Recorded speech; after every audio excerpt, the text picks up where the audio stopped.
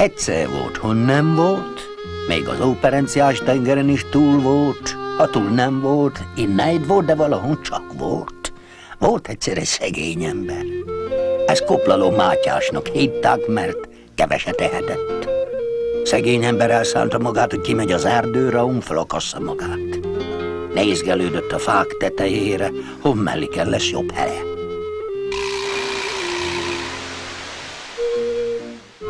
Nézgelődés közben elejbe ment az ördög, aztán kérdezte tőle, hogy mit keresel, Koplaló Mátyás?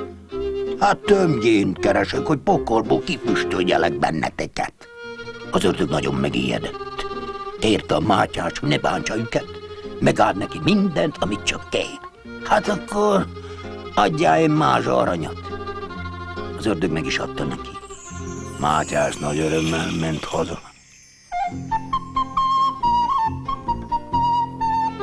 Az ördög is hazament, otthon elmondta a többi ördögnek, hogyan járt. A többi ördögök sokallották az így mázsa aranyat, tűnődtek azon, hogy hogyan vegyék vissza. Akkor előállt az egyik ördög, és azt mondta, én elmenek, majd visszakérem tőle. Hát oda ment az ördög. Ha már mégis sok mázsa arany, most majd azért lesz, a mellikünk erősebb lesz. Most gyere velem birkózni. Én csak nem mennek veled birkózni, mert úgy váglak fűtő, hogy ott maradsz. Hanem van egy 188 esztendős öregapám, kün lakik az erdőn, avval elmehetsz birokra. Kimentek az erdőre, ahol azt mondta Mátyás az ördögnek, hogy menjen az ottani barlangba. Bement. Hát mit talált ott? Egy medvét. Az ördög nem ismerte, hogy mi az. Ott feküdt, fölköltötte, hogy menjen vele birkózni. Az ördög nem tudott semmit se tenni. Egyszer csak mégis kiugrott a medve kezébe, aztán futott haza.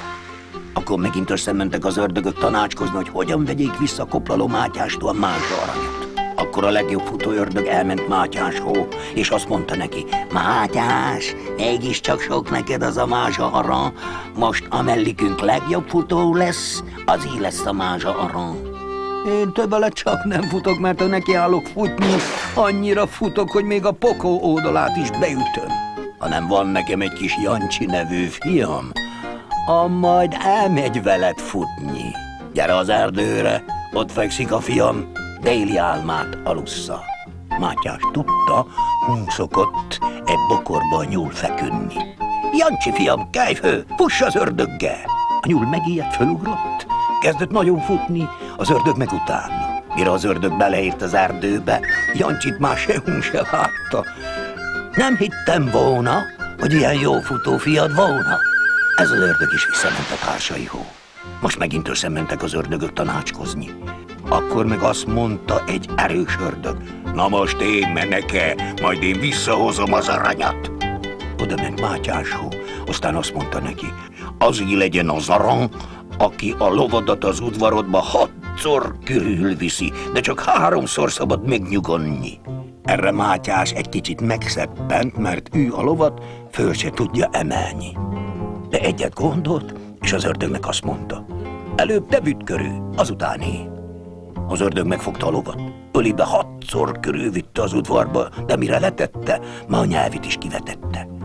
Akkor Mátyás azt mondta az ördögnek, az semmi, ahogyan te az öletbe fogtad és vitted körül, meg aztán nyugodtál is vele, hanem én a lábam közé veszem a lovat, 9-szer körülviszöm, mégse nyugszom meg vele.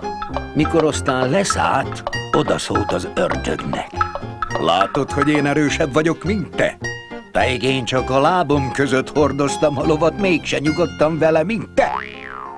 Ez az ördög is elment haza. Ezután megint este összementek az ördögök tanácskozni, hogy már hogyan is vegyék el az aranyát. Most megint előállt egy ördög. Ő majd visszahozza az aranyat. Elment át Mátyáshoz. Mégiscsak sok egy mázsa arany, én most azért lesz, aki jobban meg tudja egymást éjeszteni. Ma forró téntát itatunk veled. Megiszom. Hát ha befogunk a vasekébe, aztán a pokolba izzó parázs szántatunk veled, azt is fölszántom, ha kő. Hát ha meg vashazékba teszünk forrasztó tolmot öntünk rád, azt is kiállom, ha kő. Na most én ijesztelek meg.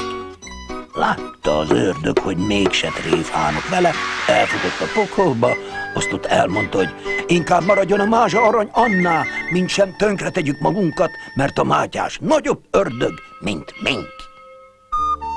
Mikor meghalt, nem eresztették be a mennyországba. Erígy csak a pokolba, mert a teheled ott van, de az ördögökkel cimboráttál.